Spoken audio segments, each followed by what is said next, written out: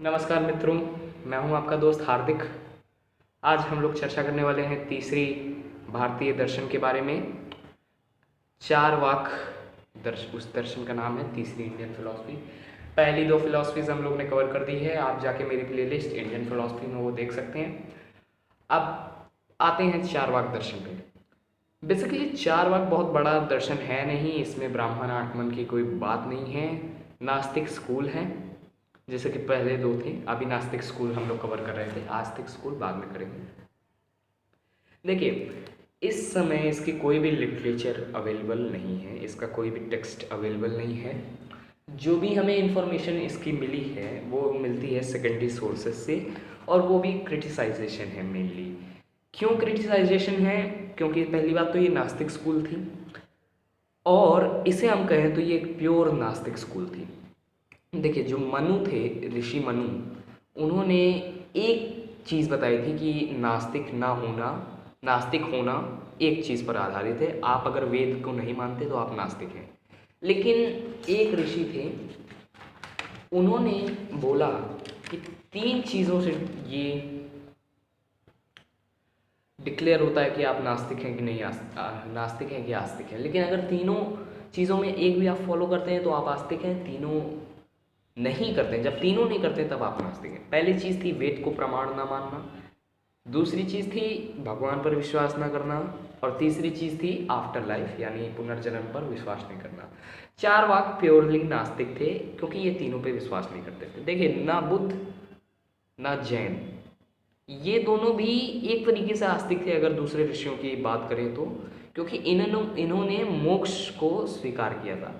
लेकिन जहाँ तक हिंदू समाज मनुस्मृति को मानता है, मनु ऋषि को मानता है, तो उनके हिसाब से सब नास्तिक हैं, क्योंकि वेद को प्रमाण ना मानना ही एक नास्तिकता का प्रतीक है। देखिए, बेसिकली कुछ लोग कहते हैं, इसके नाम पर बहुत ही ज़्यादा विवाद है। कुछ लोग कहते हैं चार वाक का अर्थ होता है, इन्होंने अपनी जितनी फिलॉसफी थी चार वाक्यों में, चार सेंटेंसेस में बयां कर दी। वो चार सेंटेंसेस क्या हैं देखते हैं। यव जीवेद सुखम जीवेद, ऋणम कृत्वा घीवम पीवेद, भस्मीभूतस्य देहस्य पुनरागमन कुतः। एक एक सेंटेंस को डिटेल से थोड़ा समझते हैं। यव जीवेद सुखम जीवेद, जब तक जियो सुख से जियो। इनकी जो फिलॉसफी है उसमें सुख मेन है। इनकी जो फिलॉसफी की आत्मा है वो सुख है, उसी के अराउंड दूसरी चीज़ें घूमती हैं, लेकिन जो आत्मा है वो सुख है। इनका कहना है जब तक जियो सुख से जियो। ऋणम कृत्वा घीवम पीवेत, ऋण करो, कर्जा लेकर घी पियो। घी क्यों पीता है आदमी? शरीर बनाने के लिए, शरीर बलवान हो, शरीर स्वस्थ रहे। ये है सुख, ये है शरीर। शरीर सुख के चारों ओर घूमता है, क्योंकि जब अगर आपका शरीर स्वस्थ नहीं होगा तो आप सुख का अनुभव कैसे करोगे? एक बीमार आदमी सुख का अनुभव कैसे करेगा? अगर दुनिया में और भी सुख है लेकिन उसका शरीर तो उसे दुखी दे रहा है क्योंकि वो बीमार है। तो इन्होंने कहा ऋण लेकर भी घी पियो। अगर घी पीने के लिए, अगर सुख प्राप्ति का जो साधन है उसके लिए ऋण भी लेना पड़ रहा है, तो बिल्कुल ऋण लेने से भी मत चूको। ऋण चुकता हो चाहे ना हो उसकी फिक्र मत करो, लेकिन घी पियो। घी पीना ज़रूरी है, दूध पीना ज़रूरी है, और भी जो भी हम लोग कहते हैं शरीर बॉडी बिल्डिंग फूड्स वो ज़रूरी है। तीसरा, भस्मीभूतस्य देहस्य, देह भस्मीभूत हो जाएगा, देह राख में मिल जाएगा, देह अंत में नहीं रहेगा।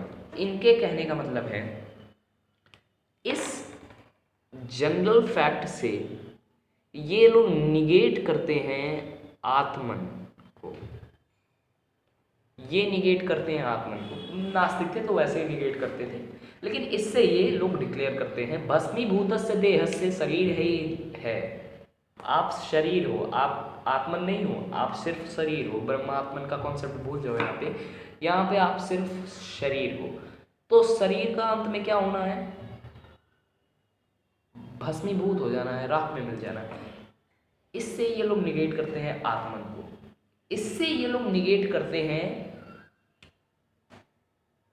कंपैरिजन को, कि यहाँ पे भस्मीभूतस्य देहस्य एक अर्थ में ये कहता है कि चाहे चाहे कोई बलशाल आदमी हो, चाहे कोई कमज़ोर आदमी हो, चाहे कोई सुंदर आदमी हो, चाहे कोई कुरूप आदमी हो, चाहे कोई किस प्रकार का हो, चाहे और कोई दूसरे प्रकार का हो, अंत में सबके देह भस्मीभूत हो जाएंगे।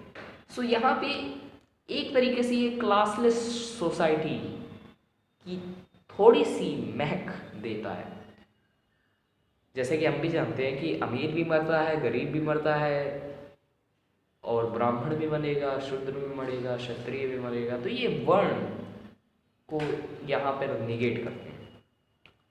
चौथा, पुनर्आगमन कुतः। पुनर्आगमन कहाँ, क्या है पुनर्आगमन, कहाँ होता है पुनर्आगमन?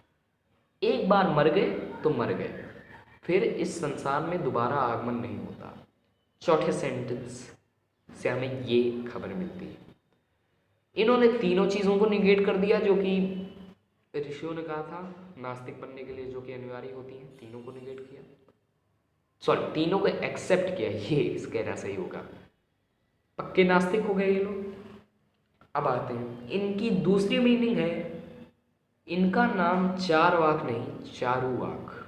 चारु शब्द का अर्थ होता है मीठा, चारु शब्द का अर्थ होता है मीठा, तो ये बहुत मीठा बोलने वाले थे, तो इनका नाम दिया गया चारुवाक। मीठा बोलने से ये मतलब नहीं कि खुशामद करने वाले थे, फ्लैटरिंग करने वाले थे, ये नहीं। मीठा बोलने से मतलब जैसे कि चारों वाक्यों में, पहले दो वाक्य में हम लोग देखते हैं, यत यव जीवेन जीवेत सुखम जीवेत, जब तक जियो सुख से जियो, ऋणम कृत्वा घिमम पीवेत, सुख की बात। That's what Charu means here.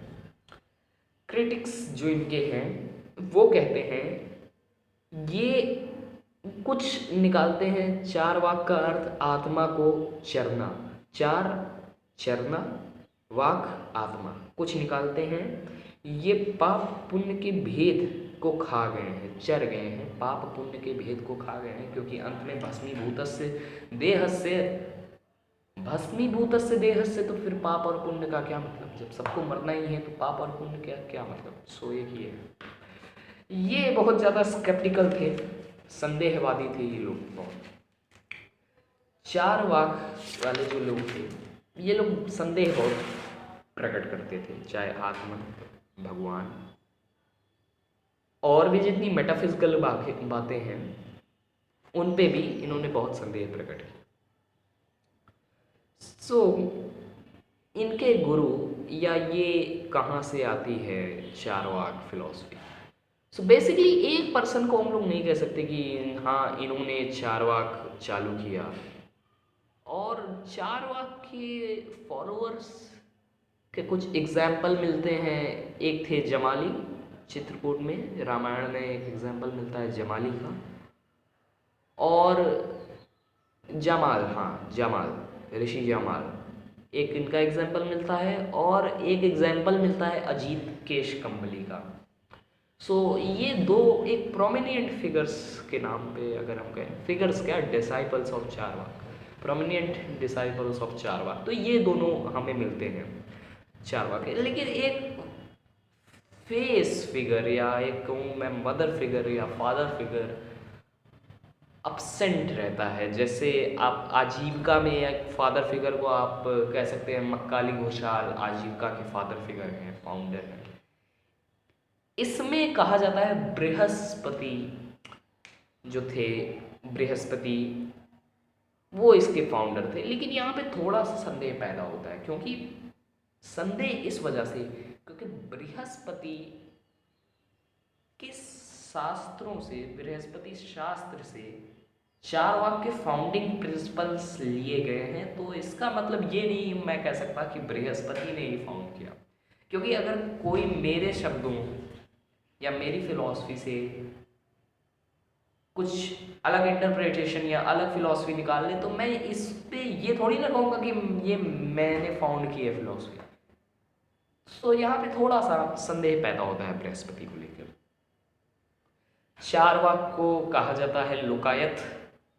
लोकायत या हम लोकायत अर्थ से अर्थ है केयर ऑफ ह्यूमैनिटी या अपग्रेडाइजेशन ऑफ ह्यूमैनिटी, या जैसा कि जैसा हम आज लगे हैं, सुख हो शांति हो, that's the Lokayata. So Vedas questions are avyakrita. इन्होंने कंसीडर किया कि वेद के क्वेश्चन जो हैं, जो वेद में प्रश्न लिखे हुए हैं, इनके उत्तर ढूंढना असंभव है, इनके उत्तर ही कोई नहीं दे सकता। ये यहाँ पे हमें क्रिटिसाइजेशन के सोर्स पर नहीं जाना चाहिए, क्रिटिसाइजेशन को ही एक सोर्स नहीं मानना चाहिए कि हम जो भी इस सोसाइटी के बारे में जज करें वो सिर्फ बेस्ड हो क्रिटिसाइजेशन पे। देखिए, क्रिटिसाइजेशन तभी होती है जब कुछ थोड़ा बहुत अच्छा रहे, तभी आदमी क्रिटिसाइज करेगा। बुरे को तो क्रिटिसाइज होता ही है, लेकिन हमेशा ये नहीं मतलब है कि आप बुरा ही लिखो तभी क्रिटिसाइजेशन हो, अच्छा भी आप करोगे तब भी क्रिटिसाइजेशन हो सकती है। सो बेसिकली ये चाहते थे खुशी, पूरी दुनिया में खुशी हो। इनका मेन अगर हम कहें कि एक सूत्र बांध लो कि इनका मेन सूत्र ये है, तो इनका मेन सूत्र है दुनिया में खुशी। सो क्या दुनिया में खुशी, तो ये एक तरीके से यूटोपियन बातें करते हैं। साम्यवादी तो नहीं, लेकिन तब भी ये किस तरीके से ये लोग यूटोपियन बात करते हैं कि सिर्फ सुख ही सुख हो और ईमानदारी हो और बेईमानी ना हो। इस तरीके की बातें इन्होंने की चार वाक्यों में, लेकिन ये कंप्लीटली मटेरियलिस्टिक थे। जहाँ जैसे इन्होंने कहा यव जीवेत सुखम जीवेत, ये इन्होंने बता दिया कि हम लोग मटेरियलिस्टिक हैं। क्या सुख मटेरियलिस्टिक? बिल्कुल। ये मटेरियल वर्ल्ड में जो सुख है वो मोस्टली मटेरियलिस्टिक है। आदमियों से मिलता है, मैं कह रहा हूँ आदमियों से सुख मिलता है। आपका लड़का, आपकी लड़की, आपकी पत्नी, आपकी दोस्त, आपके दोस्त सब सुख देते हैं। हर आदमी एक दूसरे को देता है, लेकिन मटेरियल्स भी एक बहुत बड़ा रोल निभाते हैं सुख देने में। आपका मोबाइल, आप सोच सकते हैं आपका मोबाइल आपके लिए कितने काम करता है, और भी जितने इनोवेशंस हैं। सो ये सब भी एक की रोल निभाते हैं सुख देने में। सो मटेरियलिस्टिक, अगर आपके पास पंखा नहीं हो, आपके पास एसी नहीं हो, आपके पास कूलर नहीं हो, तो गर्मी है, दुख लगेगा कि काश मेरे पास भी होता। So that's here they describe their materialism.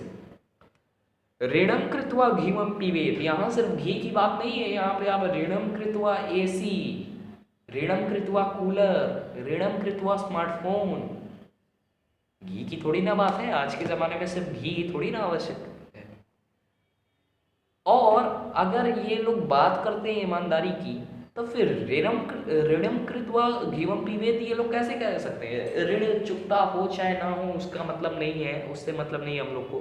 तो फिर तो ये बेईमानी हो जाएगी, फिर तो दुकानदार के साथ बिल्कुल बेईमानी हुई भाई। अब उसका आपके पास कपड़ा पहनने के, खाना खाने के पैसे हैं नहीं, आप ऋण चुका नहीं सकते हो। ऋणम कृत्वा घीवम पीवेत, ऋण तो आप कर लिया रहो, घी तो आप पी ले रहे हो, लेकिन दुकानदार के साथ तो धोखा हो जाए। ये क्षणिक सुख, क्षण भंगुर सुख होगा, उसके बाद आपको टेंशन आनी ही आनी है। आप उधार करके ले आओ, ना चुकाओ, 1 महीना 2 महीना, दुकानदार आपके घर पे आएगा, कहेगा भाई साहब आप मेरे यहाँ से घी ले गए थे 1 किलो 2 किलो, क्या हुआ पैसे का? तो क्या आप बोलोगे उसको? ऋणम कृत्वा घीमम पीवेत यव जीवेत सुखम जीवेत भस्मीभूतस्य देहस्य पुनरागमन कुतः। आप उससे कहोगे भस्मीभूतस्य देहस्य, सबको अंत में जाना है, पुनरागमन कुतः, क्यों चिंता कर रहे हो? सो ये यूटोपियन बातें हैं सर। ये मटेरियलिस्टिक वर्ल्ड, आज का मटेरियलिस्टिक वर्ल्ड है, लेकिन आज के ज़माने में ये नहीं होता ऋणम कृत्वा घीवम पीवेत। आज का ज़माना बेसिकली जहाँ ईमानदारी रहेगी वहाँ आनी ही आनी है, वहाँ पे बेईमानी आनी ही आनी है। ये आज से हज़ारों साल पहले की फिलॉसफी है, आज की नहीं है, आज नहीं चलने वाली। देखिए, मैं लाओ ज़ू के ऊपर कई सारे लेक्चर्स लाने वाला हूँ। लाओ ज़ू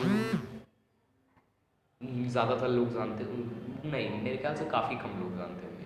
सो बेसिकली ये थे एक मिस्टिक चाइना के, आज से 2500 साल पहले।